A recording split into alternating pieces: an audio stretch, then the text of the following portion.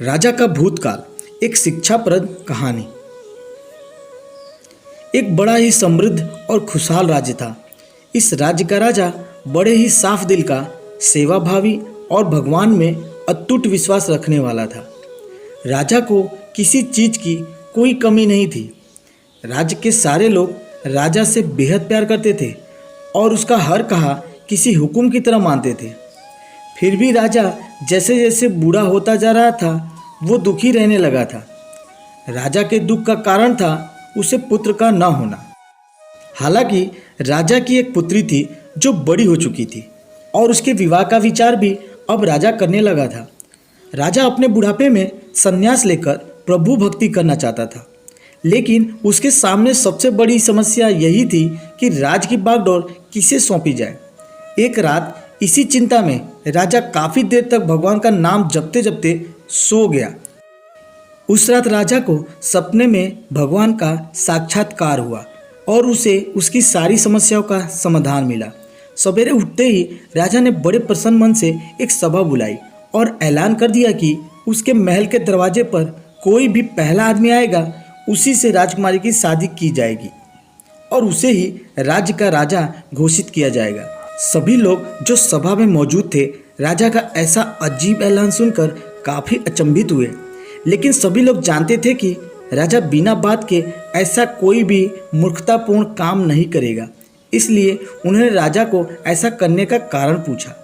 राजा ने अपने रात के सपने के बारे में सबको बताया तो सबके मन का संदेह दूर हो गया। राजा के ऐलान का तुरंत पालन किया गया और थोड़ी ही देर बाद सैनिक एक युवक को सभा में लेकर आए जो मैले पुराने कपड़े पहने हुए था। राजा ऐलान के अनुसार गरीबों को राजा बना दिया गया। राजकुमारी से उसकी शादी भी कर दी गई। कुछ ही दिनों में बूढ़ा राजा अपना सब कुछ त्याग करके प्रभु भक्ति के लिए सन्यासी बनकर जंगलों में चला गया। धीरे धीरे नए राजा ने राज्य का सारा भार संभाल लिया और बड़े अच्छे से शासन करने लगा। राजमहल में एक गुप्त कमरा था जिसके दरवाजे पर एक बड़ा सा ताला लगा रहता और इस ताले की चाबी नया राजा हमेशा अपने पास संभाल कर रखता। रानी को भी जिज्ञासा हुई कि ऐसी कौन सी रहस्यमयी बात है जिसे राजा अपनी धर्मपत्नी से भी छुपा रहे हैं। रानी ने राजा से उस रहस्य को जानने के लिए हट पकड़ लिया। हर हफ्ते एक दिन राजा उस कमरे का ताला खोलता और आधे घंटा उसमें बिताने के बाद फिर से उसे ताला लगा देता। उस चाबी को राजा कभी किसी को छूने भी नहीं देता। अगर कोई उसे छूने की कोशिश करता तो राजा गुस्सा हो जाता। सेनापति, खजांची और सभी मंत्री बड़े जिज्ञासा के साथ उस कमरे में क्या हो सकता है ये जानना चाहते थे। सभी के दिमाग में यही सवाल घूमता रहता कि आखिर खजाने की चाबी खजांची के पास, शस्त्रागार की चाबी सेनापति के पास और सभी जरूरी दस्तावेज रखे कमरे की चाबी मंत्री के पास है। तो आखिरकार राजा उस गुप्त कमरे की चाबी अपने पास लिए क्यों फिरते हैं और आखिर उसमें क्या ऐसी कीमती चीज़ है जो राजा किसी को बताते नहीं। इन सभी के लाख कोशिशों के बाद भी राजा ने कभी भी उन्हें उस कमरे में क्या है उसके बारे में नहीं बताया। इन सभी ने जाकर इस बात की खबर रानी के कानों तक पहुंचा दी। रानी ने खाना पीना सब त्याग दिया। आखिरकार स्त्री हट के आगे राजा को हार माननी पड़ी। राजा, रानी, मंत्री और सभी सभासदों को साथ में लेकर कमरे के पास पहुंचा और पहली बार सबके सामने उस कमरे को खोला।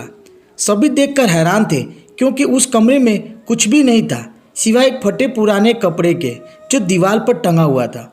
मंत्री ने फटे कपड़े को अपने हाथ में लेते हुए राजा से कहा, महाराज, यहाँ तो इस फटे कपड़े के सिवा कुछ भी नहीं है। तब राजा ने कहा, यही तो मेरा सब कुछ है। जब जब मुझे किसी वस्तु का घमंड होने लगता है या जब मैं अपने आप को दूसरों से उत्तम समझने लगता हूँ, तब तब मैं इस कमरे में आकर अपने इस फटे पुराने कपड़े को देखता हूँ और मुझे याद आ जाता है कि जब मैं इस राज्य में आया था तब मेरे पास इनके अलावा कुछ भी नहीं था और मेरा सारा घमंड खत्म हो जाता है। दोस्तों, ये कहानी हमें सिखाती है कि कैसे हम अपने भूतकाल को याद रखकर वर्तमान में गलतियाँ करने से बच सकते हैं। समय हमेशा बदलता है, इसलिए हमें ये हमेशा याद रखना चाहिए कि अगर हमारे पास सब कुछ है तो वो हमेशा नहीं रहने वाला है। इसलिए हमेशा नम्र बने रहना चाहिए।